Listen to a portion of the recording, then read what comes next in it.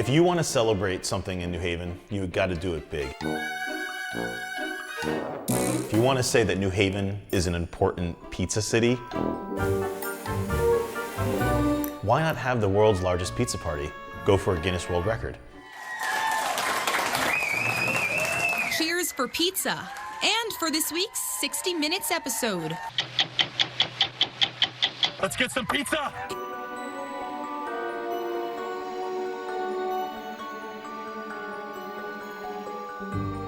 My job is to get loud around pizza. I've been celebrating New Haven's pizza, spearheading us becoming the pizza capital of the United States, putting pizza license plates on our cars, and helping to celebrate something that New Haven does best. I was going for a record that already existed. A world record was broken in Tulsa this evening for the world's largest pizza party. There was a certain number of people that we would need to get in order to beat this record. The record for the world's largest pizza party was broken at the Reynolds Center with 3,357 people. We're very fortunate to have continuing support for our festival in New Haven. We do it every year. This was our 10th year. Just from our title sponsor and our lead sponsor, we were able to fundraise what I knew I needed. How much did it cost? Well, the initial amount was $33,000.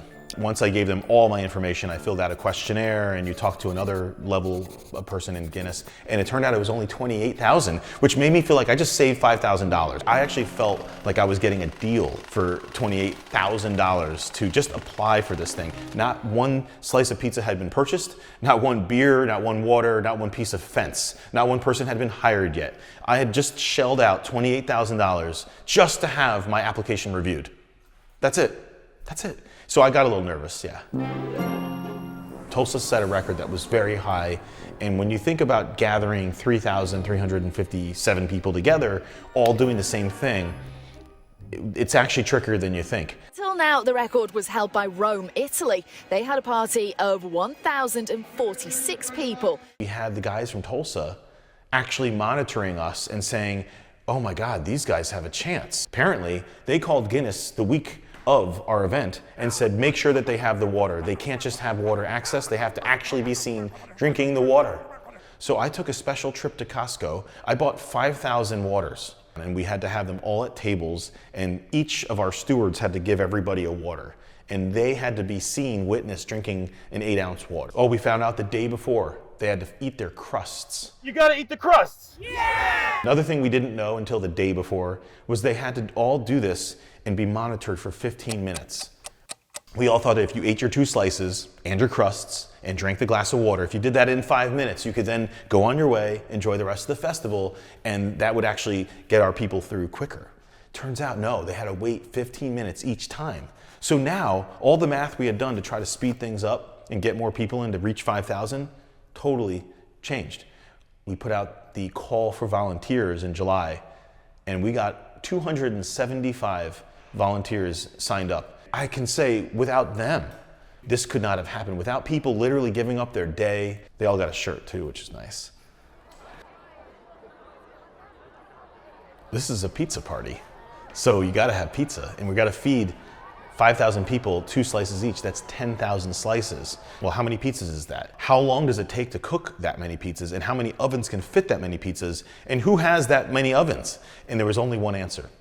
Big green truck pizzas. I knew they could make a lot of pizza, but when we determined that they really needed to make 625 pizzas in a 3-hour period, I said, Leanne, can you get more than 2 trucks there? Could you get 3 trucks? She called me back. She said, I think I can get 4 ovens. I can get 4 trucks. I said, great. Then she calls me back again. Actually, I got a 5th truck. I really want to do this right. Next thing I know, she's quoted as saying she's gonna have 6 trucks there. And then the week of the event, she's like, we did some tests and I'm actually gonna bring on 2 more ovens. I got 2 trailers that are gonna show up. We're gonna have 8 ovens because I don't wanna get this wrong. So I felt very supported. I felt like everything I had needed to happen that was important was happening. All of the staff diligently working on boxes on this side. And we got people rolling on this end. Ignore the child labor laws.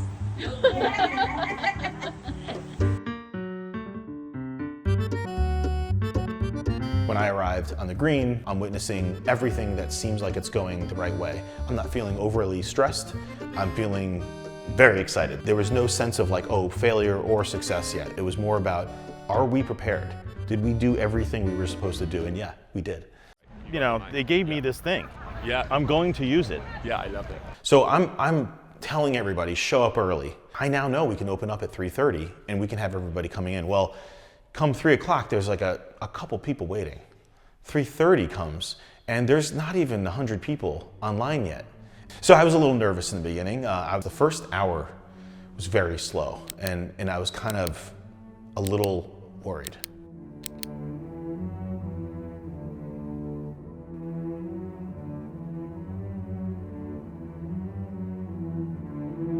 Meanwhile, I had 6 corrals ready to feed people at all times.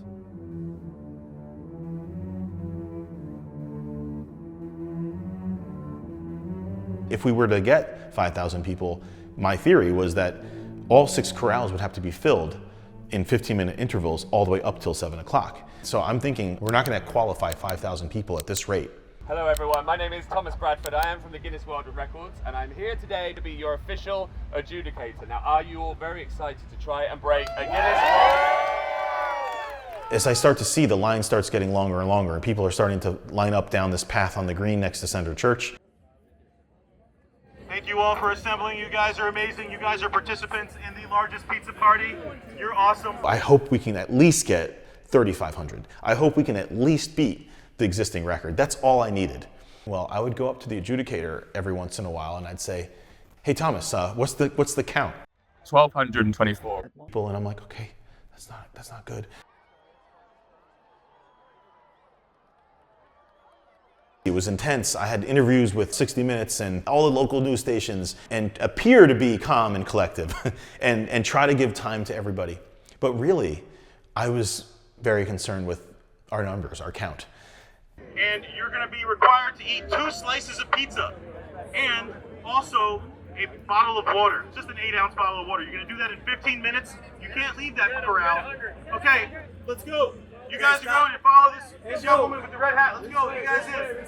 Everybody over here, follow this.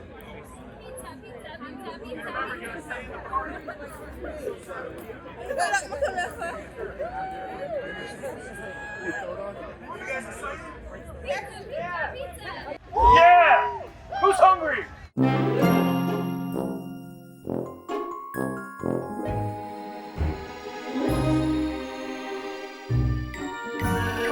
It's happening faster. I love it. I'm so happy. I was gonna say, you got a lot of people coming. Yeah, there, all of a sudden, yeah. Well, there's more, so boom. Yeah. The pizza's also out. There's a lot of pizza out, so everyone's getting food. What is our present count? We're probably around 2,000. I'll do another count in a minute. All right. By about 5:30, it became a little bit more apparent that we were starting to fill up. We weren't filling all corrals. We had 4 corrals fully filled and some people waiting. I think everybody got out of work. Everybody found a parking spot and started coming. And by about 6:15, it was jammed. The line down to the street wrapped around all the way down to Temple Street and then made a right all the way down to Chapel Street.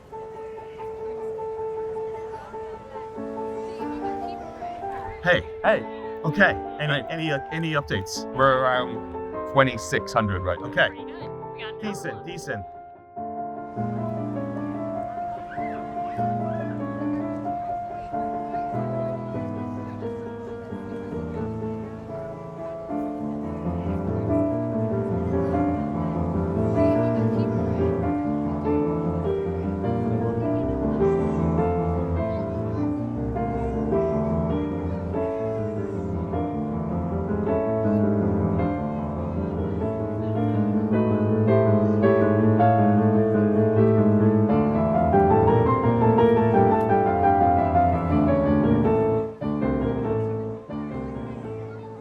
So at about 6:35, I went up to Thomas and I said, Thomas, when you get a chance, can you let me know how we're doing? He goes, yes, give me a minute. And he like comes and finds me and he's like, okay, let me look. He's like, How we doing? You're doing very, very well. Okay. so well that you've already broken the record.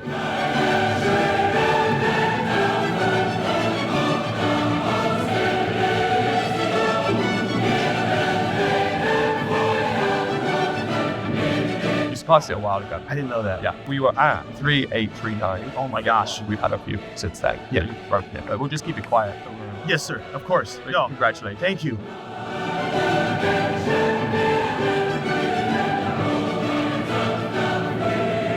I just wanted to tell the people I love so much that we did it. I just wanted them to know their hard work, their sacrifices were worth it. And it started I'm getting a little welled up because it made me feel proud. It made me feel like we did it. We did everything we needed to do. The people did what they had to do. I wanted to tell everybody. I wasn't supposed to, so I didn't. It features New Haven's Guinness World Record win for the largest pizza party in the world, a record Colin Caplan made happen back in September. Hello everyone, did you enjoy your pizza? Well, it seems like you did, because the guys here today made 625 pies, which is 10,000 slices. Give the chefs a round of applause. And give a massive round of applause to Colin and his team for organizing this amazing event, and your city of New Haven. You should be very proud. Okay, here's what you need to know. The record to beat stood at 3,357 people. The new record is 4,525. Congratulations, New Haven. You are all officially amazing.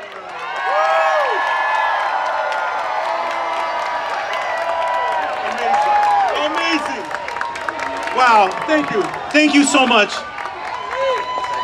Seriously, thank you for all the faith you had in coming out when you read about 40 paragraphs of rules that took part in making this thing happen. You guys are awesome. We are a pizza city. We are the pizza capital of the United States. And now, New Haven is home to the world's largest pizza party. And that moment of knowing that we won, of us all coming together, having this kind of ceremony on the stage, it was so magical. It made me just proud of New Haven. So we had 28 pizza trucks, 70 vendors.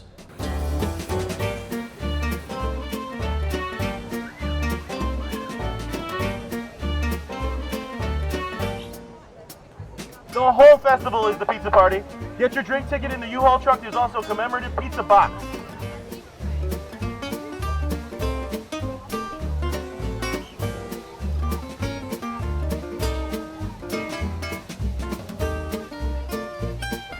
Not in my wildest dreams could I have ever thought that I'd be doing anything like this.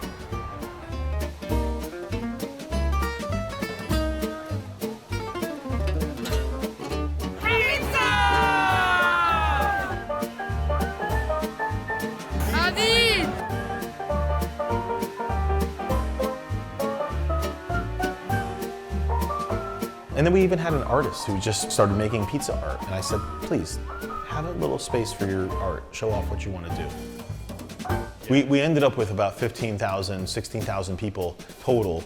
And I've never seen a community spirit like we had at the festival and the Ah-Beetz feast this year.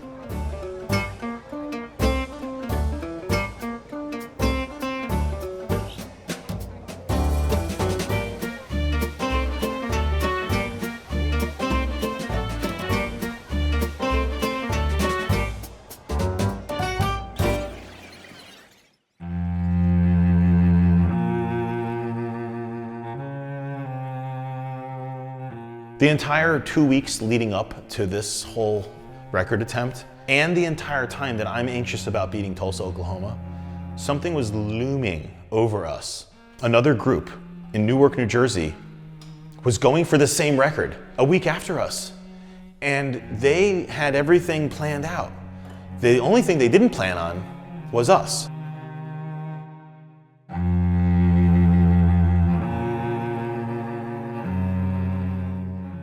They got a stadium, the Prudential Center. Papa John's was the major sponsor. They got the kids. They got Shaq. They got it all. They could easily beat us. And I was just like, are we only gonna have this celebration, this moment of glory for our fair city for a week? I mean, that's not even enough time to process it.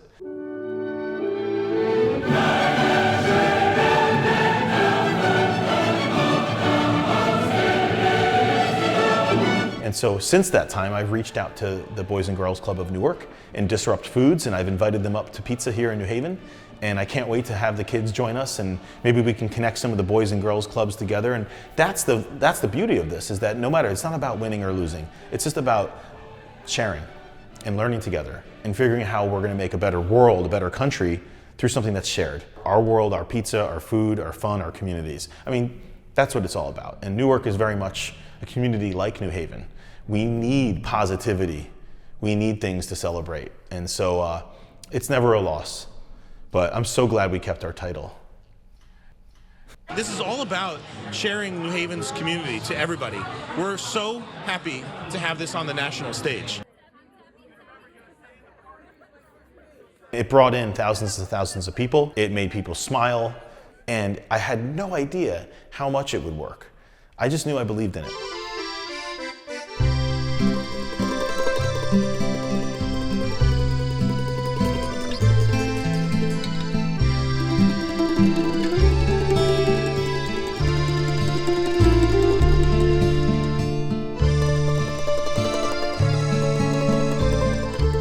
It's time to make pizza history. Let's go!